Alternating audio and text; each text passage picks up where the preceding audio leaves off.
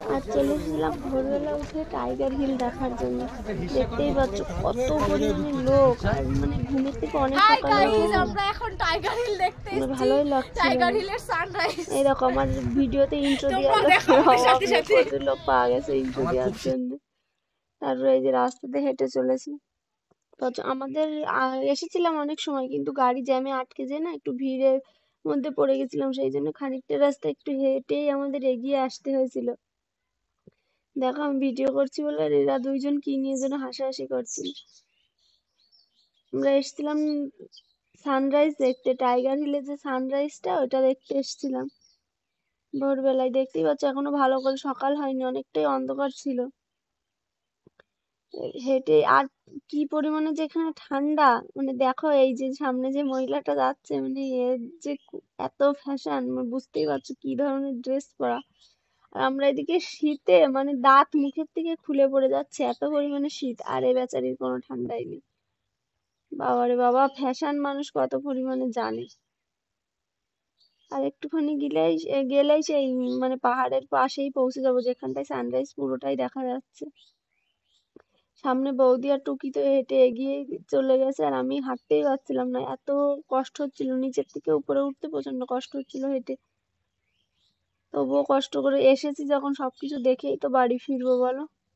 তারপরে দেখো এই যে কি পরিমাণে লোক এখানে, আর কত আগে চলে এসেছে লোক, আর আমাদের মনে হচ্ছিল যে আমরাই লাস্টে এসেছি সানরাইজটা দেখতে। আর এত ভালো লাগছিল দেখতে, কি বলবো। আর দুই ধার দিয়ে দেখো জামা কাপড় নিয়েও বসে পড়েছে, কারণ ঠান্ডাতে মানে একটু দাঁড়ানো যাচ্ছিল না, এত পরিমাণে ঠান্ডা ওখানে লাগছিল।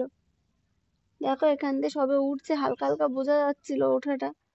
আবার মানে একবার উঠছে আবার চলে যাচ্ছে, পাহাড়ের নিচে ঢেকে যাচ্ছে, আবার উঠছে, মানে কি দারুণ যে লাগছিল। দেখো হালকা হালকা বোঝা যাচ্ছে যে উঠছে। মানে এত সুন্দর দৃশ্য, না দেখলে মানে কল্পনা করা যাবে না যে।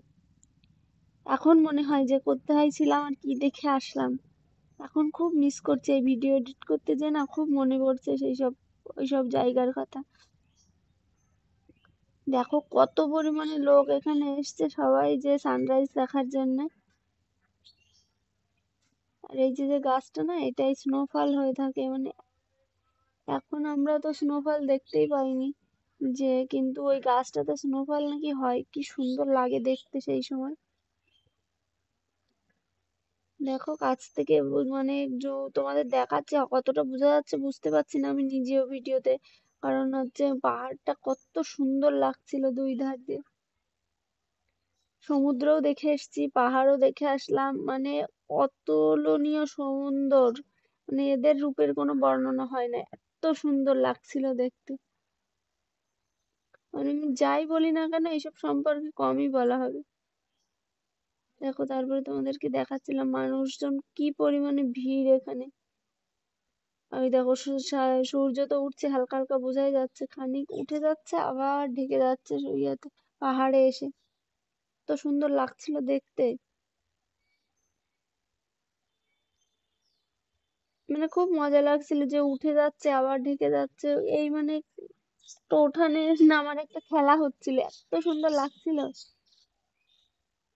তো তোমরাও একটু দেখো।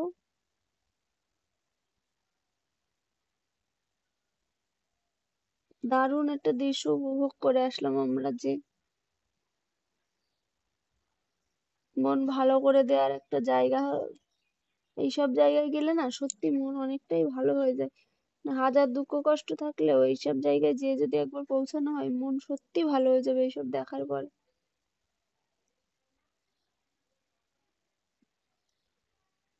কি সুন্দর যে মানে দৃশ্য, মানে তার ভোলার নয়, এত ভালো লাগছিল দেখতে।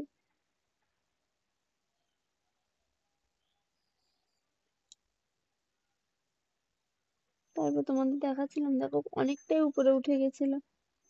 তারপর আমরা এই সূর্য দেখে আমরা এখন রুমের দিকে ফেরার জন্য সবাই এক জায়গায় দাঁড়িয়ে, তারপর দেখো বাবু হচ্ছে একটু সূর্য হাতের ভিতরে নিয়ে সেলফি তুলবে, সেইটাই দেখাচ্ছিল। তারপরে এইগুলো করে আমরা বাড়ির হোটেলের দিকে রওনা হয়ে গেলাম।